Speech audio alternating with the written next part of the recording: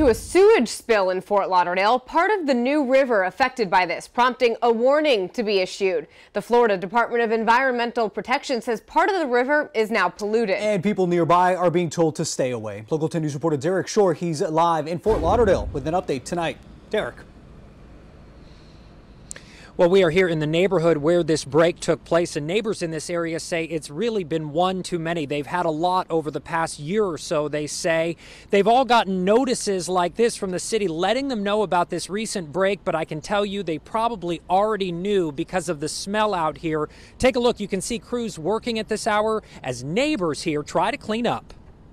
From the alley to 6th Street was completely underwater like a lake.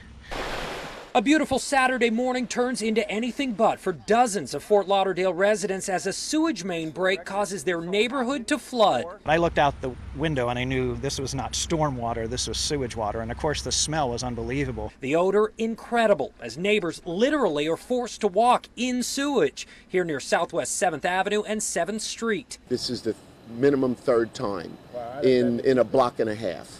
Neighbors like Joseph Dragon incredibly frustrated. They say this is happening far too often, and this time has been the worst. His classic car possibly damaged. 73 Jaguar worth about 100 grand, and the water is inside the car.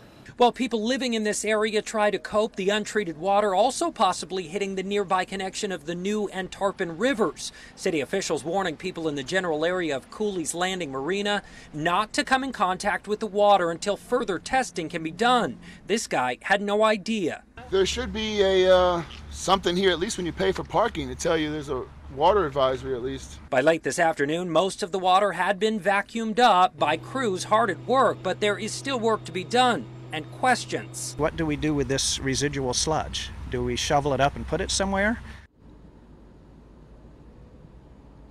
And a statement tonight from the city of Fort Lauderdale saying we are working to assess the damage and will be working with our neighbors to remediate any issues for residents. Back out here live, crews still hard at work at this hour. It's unclear just how long this roadway will be shut down and how long they'll be out here.